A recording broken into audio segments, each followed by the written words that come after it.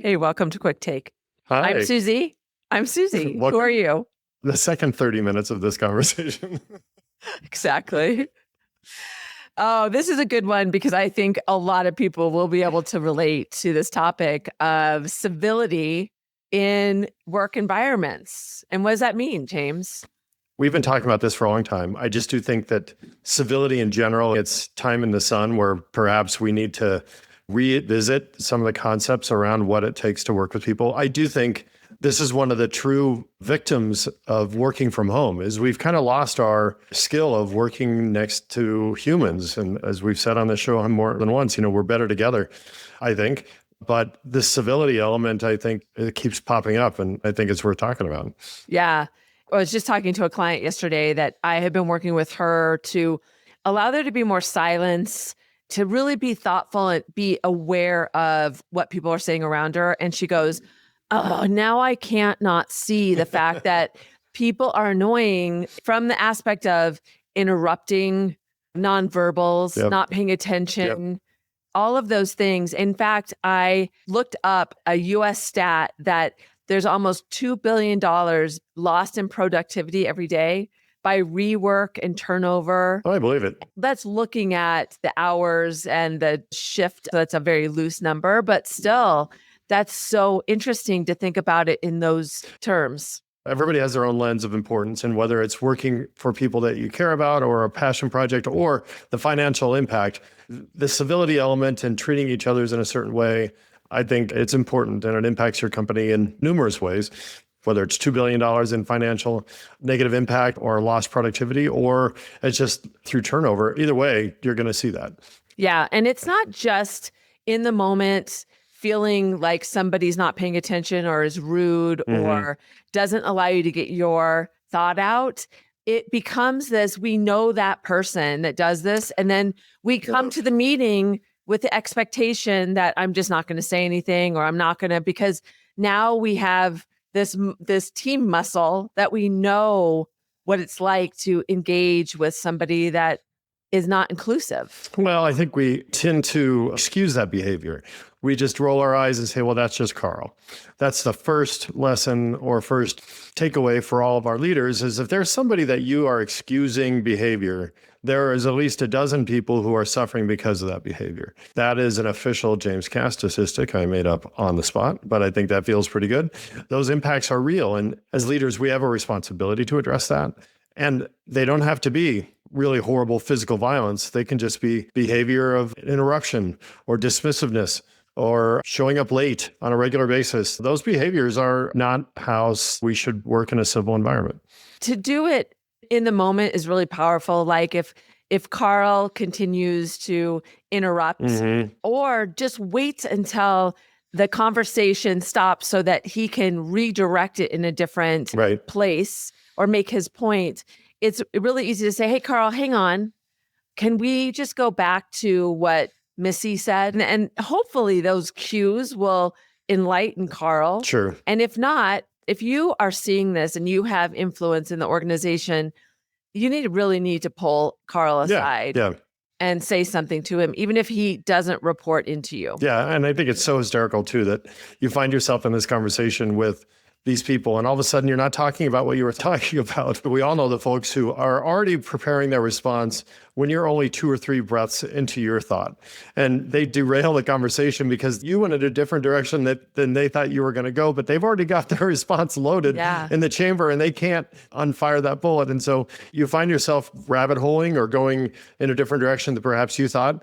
And I think as a leader or as a coach or a mentor, it's important for us to highlight that at the moment and say, yeah, I see your point there, but can we go back to the original topic? Let's finish this thought. That in time redirection is so important. Yeah. My natural tendency is not to try to jump in and get my opinion in unless I'm really feeling it so strongly. And I remember after leaving Comcast, I'd been there 10 years. After I did the exit interview and everything, I was talking to our leader and he said, the one thing I really don't like about you is that all those years we'd be in meetings and I knew you had something really good to say and you wouldn't say it. You let everybody else talk.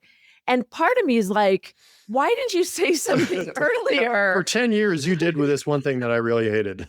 That's on you. And it's interesting. And so, yes, was it on me? I should have really thought that. And to me, in my head, I'm like, I don't want to fight to get my voice in there.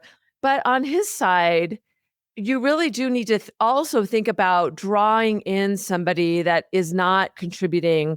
How can you get more people to be a part of the conversation? Because those people might be shutting them down. Yeah, and you can spot these things. It's really interesting. Once you realize, again, I think you said that you were working with somebody who can't unsee it. You'll find that there's one individual that everybody talks over, that they always cut that person off. Or there's always that one person who cuts everybody off. And it's not like you have to pay attention to everybody and kind of micromanage every single person. These things are so obvious in most cases that you can just nip one or two in the bud and they will absolutely have cascading effects. One thing I have found too is certain people that I work with, we will interrupt each other constantly. It is a way of building on dialogue, and it's kind of an energetic kind of thing. But there are people that I can't do that with, and I have to be thoughtful that they feel that that is intrusive and interrupting. There is a case-by-case basis. There are times when I will interrupt somebody and say, my apologies for that, and they will say, no, we're all firing on all cylinders here. It's all right. But the truth is that not everybody, as you described, has the seniority, the experience, or the confidence to be able to have their voice heard, and that's our job to include them. Or they don't want to just jump in. They don't want to try to fight the fight with everyone else, because sometimes that energy, and I agree, there are times when like banter and going back and forth really elevates both or the whole room.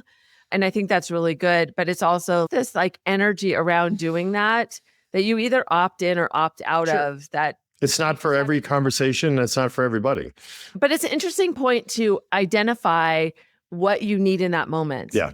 Be able to say, hey, one microphone, one screen. Let's all be together in this meeting and thank you, ChatGPT. Let's be really thoughtful about what we're doing here. And let's really bring all voices in so that you can set the ground rules. And then that way, if you know Carl has that tendency, poor Carl, we're sorry for anybody's name that's Carl. I know, my fake names, everybody knows, are Carl and Rachel. And then I was working at BlackRock, and I had a great guy in the UK working for me named Carl, and I had to come up with a new name. It totally threw me off my game. Well, today it's Carl, poor Carl. Back to Carl, but love you, Carl. Shout out to Carl. Yes. So it's how can you be proactive about setting the ground rules and disrupting those habits? Because maybe Carl, that's just the way that he's learned to participate. Sure. And he may need to learn to show up differently. He may not even realize what he's doing. Yeah, I know that there are environments where that is the currency. I always used to laugh that when you went to college and you sat down and ate a meal with people, you could tell who had lots of brothers and sisters because they ate like animals and they had to fight for the food because it was either, you grabbed 2 pieces of chicken or you were getting none. And if that's the environment that maybe some of these folks have come from, maybe that just needs to be reskilled. We talk about the importance of having everybody involved and having multiple voices, but I also think that those negative behaviors, they really impact people's general performance. And in the engineering side and the development side, we talk about how when a developer has to change course or redirect or has to choose a different thing to work on, that whipsaw effect, it's just really negative on their performance. And changing their direction midstream or more mid-program really just slows everything down. Studies have shown that it takes 30 minutes to recover from a negative interaction of incivility. That's a chunk of time. And so there isn't just the feelings being hurt. There isn't just the $2 billion. There's also that productivity has been measured. And I think it's important that we realize that somebody doesn't necessarily walk away from a meeting and feel great and get back to work, that it takes time for them to recover. Yeah. And they might talk to somebody else that was in that meeting and, oh, Carl, he did it again. I'm just so annoyed that we can never have a conversation that isn't interrupted. Right. So yeah, I mean, that productivity and mental wholeness. Right. Feeling like your voice is heard. There's a lot of contributing factors that can really inhibit the culture in that way. And so I guess what we're saying is take a look at what are the habits of the culture of the people, of the individuals, and be an observer of conversations, of meetings, and see what's going on that might not be intentional. It might just be something that people are used to that you might be able to shift. Eye rolling, sighing, sending dismissive emails, interrupting, overspeaking, on taking credit for others' work, or arriving late to meetings are all things that do this impact your team. And turning your camera on. Oh.